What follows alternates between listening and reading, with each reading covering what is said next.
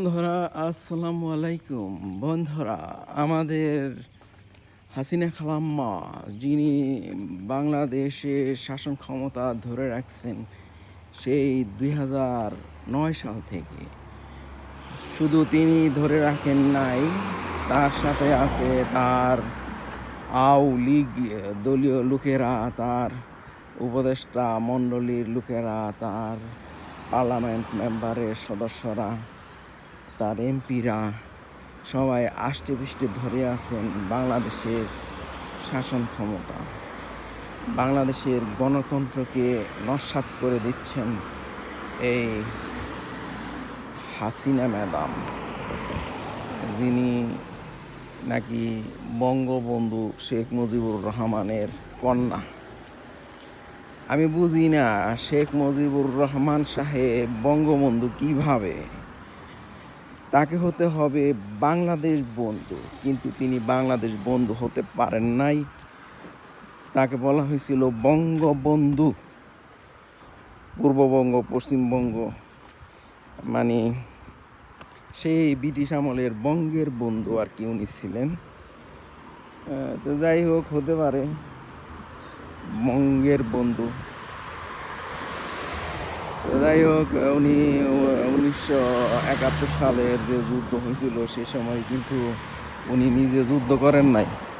উনি কী করছেন, উনি জানতেন যে ওনাকে ধরে নেওয়া যাবে, উনি ঘরে বসেছিলেন, ওনাকে পাকিস্তানিরা এসে ধরে নিয়ে গেছিলো, জামাই আদরে রাখছিল তারে।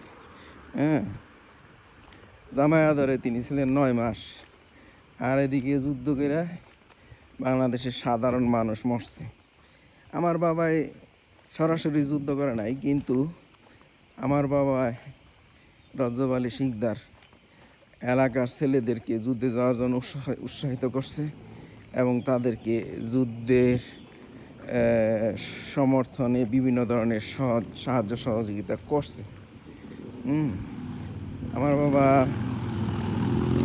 ছিলেন অন্যরকম মুক্তিযোদ্ধা বলতে হয়। তো হাসিনা ম্যাডামের বাবাই কিন্তু যুদ্ধ করে নাই। আমার বাবাই যেটা করছে হাসিনা ম্যাডামের বাবাই কিন্তু সেটা করে নাই। ওই হিসাবে আমার বাবাই ছিলেন সত্যিকারের বাংলাদেশ বন্ধু।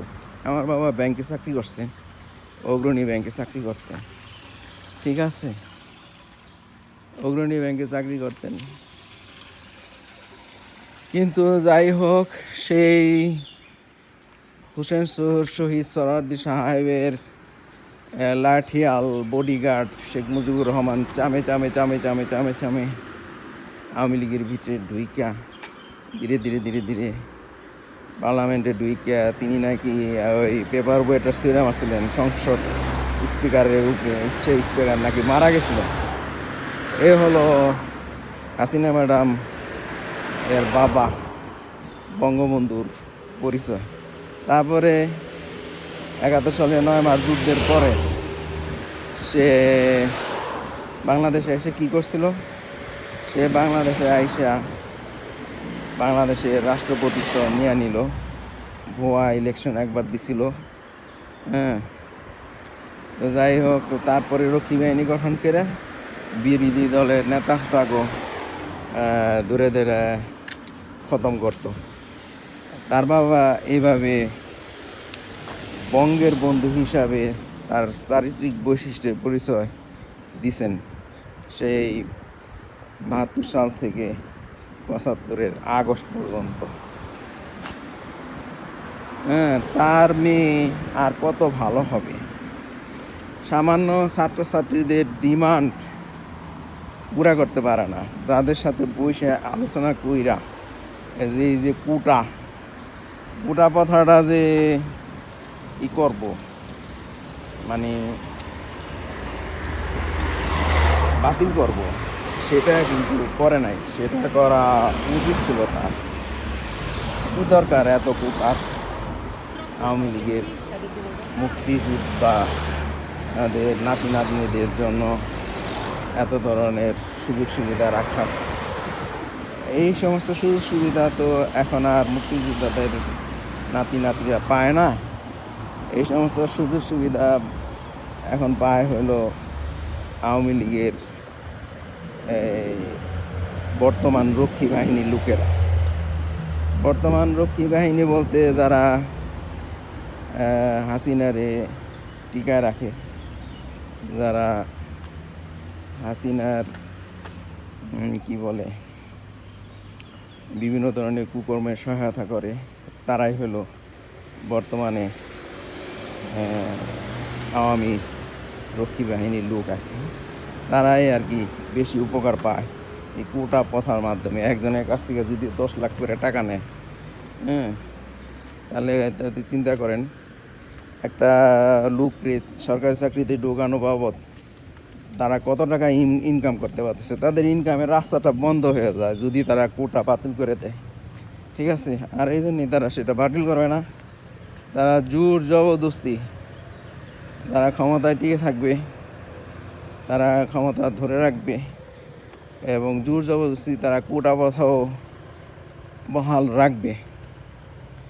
তারা এটা কিয়ামত পর্যন্ত রাখবে।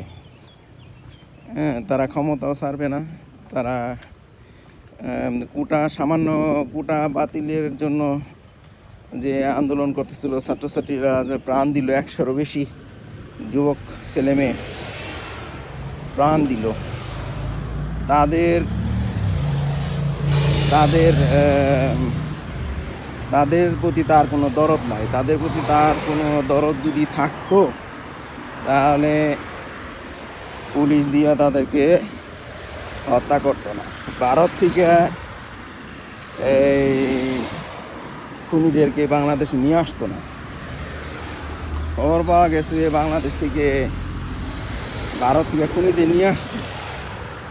বাংলাদেশের পুলিশ যদি গুলি না চালায়, জানে যে বাংলাদেশের পুলিশ গুলি চালায় হত্যা করবে না, এই জন্য ভারত থেকে, ভারতের এজেন্টের মাধ্যমে খুনিদের নিয়ে আসছে, যারা গুলি চালাইতে কোনো মায়া মমতা দেখাইবে না,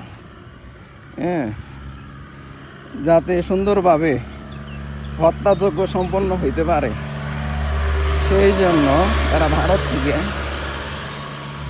রয়ের মাধ্যমে, ভারতের গোয়েন্দা রয়ের মাধ্যমে বাংলাদেশের ভারতীয় কুখ্যাত খুনিদের নিয়ে আসছে এই ছাত্রদের মারার জন্য।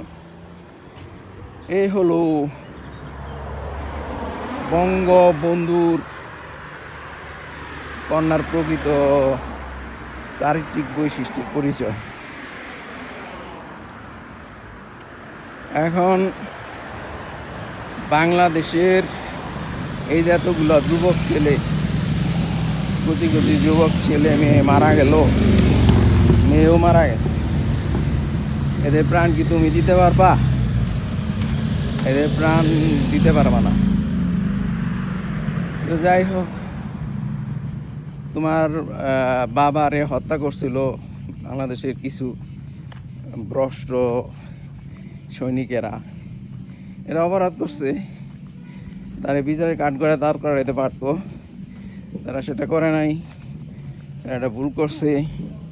তোমার পরিবারের অন্য লোকদেরকে তারা হত্যা করছে, তাদেরকে মারা ঠিক হয় নাই, তাদেরকে না মাইরা হাউস অ্যারেস্ট করে রাখতে পারতো। যে যাই হোক, তারা ওই সমস্ত করে নাই। ছোটো ভাই শেখ রাসেলের মারছে, ছোটো শিশু, তাকে মারা ঠিক হয় নাই, তাকে এইভাবে না মেরা তাকে হাউস অ্যারেস্ট করে তার ফ্যামিলির সাথে রাখতে পারত। যাই, তারা এটা ভুল করছে। এই জন্য সমগ্র বাংলাদেশের মানুষের উপরে এভাবে চালাইতে হবে, দমন পীড়ন নির্যাতন হত্যা যজ্ঞ চালাইতে হবে। এই যে ভারত থেকে তোমরা 2009 সালে বিডিআর আন্দোলনের নামে হত্যাকারীদের আইনে বাংলাদেশের সেনা অফিসারদের মারলা, সেই কাজটা যে সত্য, এটা কিন্তু এই যে এইবার ছাত্র মাইরে এটা প্রমাণ করে দিলে তোমরা, ঠিক আছে? তোমরা ছাত্র মাইরে, তোমরা যে আগের বিডিআর নামে বাংলাদেশের সেনা সদস্যদের মারছো, ভারত থেকে লোকজন এই না তোমরা এই বর্তমানে এই ছাত্রছাত্রীদের মাইরা সাধারণ মানুষদের মাইরা তোমরা সেটা প্রমাণ করে দিলা যে তোমরা আগেরটাও করছো। যাই হোক, ফেরাউন ক্ষমতায় টিকতে পারে নাই, নমরুদ ক্ষমতায় টিকতে পারে নাই, এরশাদ সাহেব স্বৈরাচারী আসলো, সেও ক্ষমতায় টিকতে পারে নাই। তো এরশাদ সাহেব স্বৈরাচারী থাকলেও সে কিন্তু তোমার বাবার চাইতে ভালো ছিল। তোমার বাবা যেভাবে বিরোধীদেরকে হত্যার জন্য রক্ষী বাহিনী গঠন করছিল, এরশাদ সাহেব কিন্তু সেটা করে নাই। এরশাদ সাহেব সেটা করে নাই। তো যাই হোক, স্বৈরাচারী থাকলেও একটু অন্য ধরনের স্বৈরাচারী ছিল। বাংলাদেশের স্বাধীনতা সার্বভৌমত্ব সে কিন্তু ধরে রাখছিল। এই যে নতুন করে তোমরা অর্ডার দিছো তোমাদের হাইকোর্টের মাধ্যমে যে ই করতে হবে, বাংলাদেশ ভারত সীমান্তে এই বর্ডার থেকে 10 কিলোমিটার ভিতরে বাংলাদেশের সরে আসতে হবে। 10 কিলোমিটার পাশ, মানে 10 কিলোমিটার পাশ, এটা কি চারটিখানি কথা? ভারতীয়রা কি 10 কিলোমিটার ভিতরে সরে গেছে? ভারতের বিএসএফ কি ভারতের যে সীমানা সেখান থেকে ইন্ডিয়ার ভিতরে 10 কিলোমিটার সরে গেছে? তাদের লোকজনকে এইভাবে সরাই নিছে। তারা যেহেতু সরে নাই, বাংলাদেশের লোকদেরকে এইভাবে সরাই নেওয়ার মানেটা কি? এতে বাংলাদেশের জনগণ বুঝতেছে যে তোমরা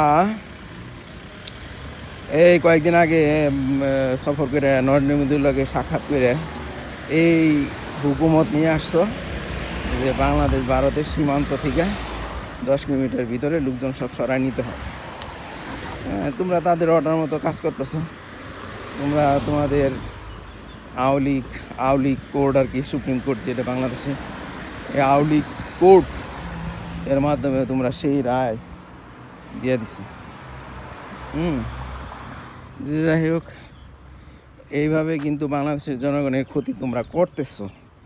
একদিকে কোটা আন্দোলনকারীদের আন্দোলন দমনের নামে এই সমস্ত যুবক যুবতীদেরকে মারলা, একদিকে বিডিআর বিদ্রোহের নামে বাংলাদেশের সেনাগণের মারলা, আবার এখন বলতেছে যে 10 কিলোমিটার ভিতরে সরে আসতে হবে বাংলাদেশের সকল নাগরিকদেরকে। আবার এদেরকে নাকি তাদের জমি জমা খাট জমি থেকে ফিরাই দেওয়া হবে। এর মাধ্যমে বাংলাদেশের জনগণের ক্ষতি আওয়ামী লীগ তোমরা করতেছ।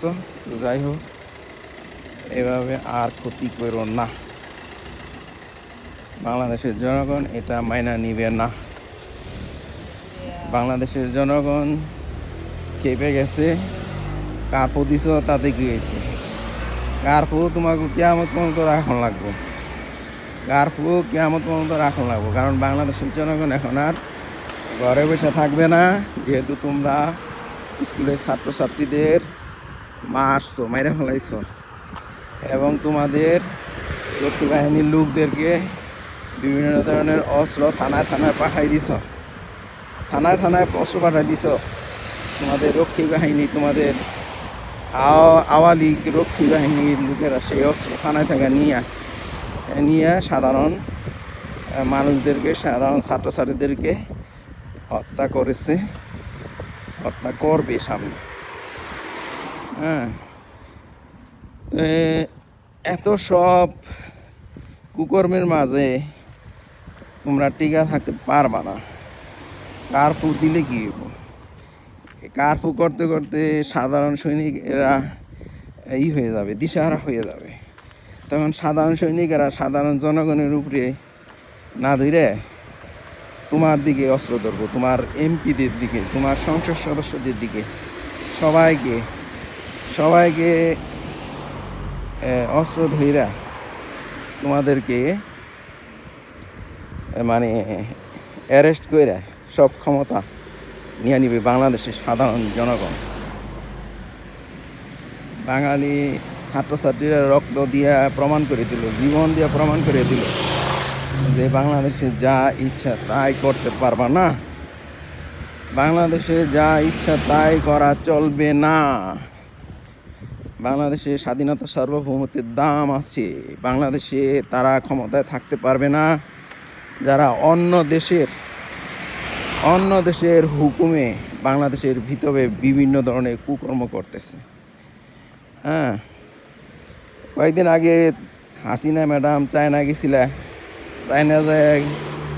চায়নার এই সরকারি লোকেরা যে ভাষণ দিছে, তারা কি বলছে ভাষণ? তারা বলছে বাংলাদেশিরা তাদের স্বাধীনতা সার্বভৌমত্ব ধরে রাখবে, তাদের স্বতন্ত্রতা ধরে রাখবে, তারা অন্য দেশের হুকুমে কোনো কিছু করবে এটা চায় না, পছন্দ করে না।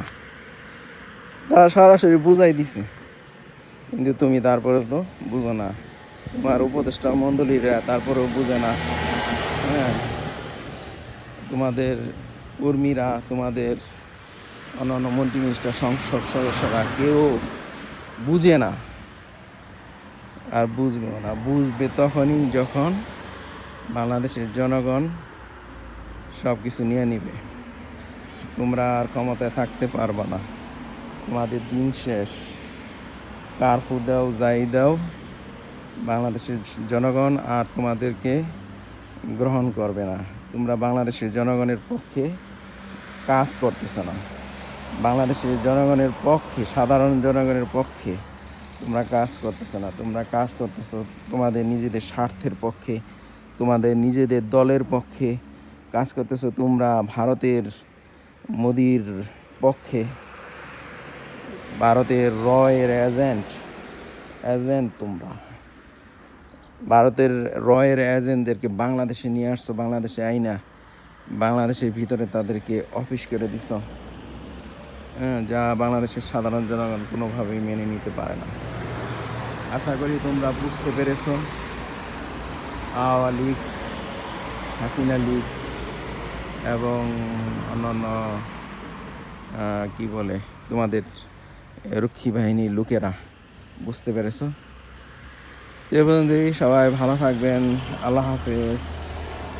বাংলাদেশের সাধারণ জনতার বিজয় হোক, হাসিনা লীগের পতন হোক, এই স্বৈরাচারী আওয়ামী লীগ এর পতন হোক, এই প্রত্যাশা।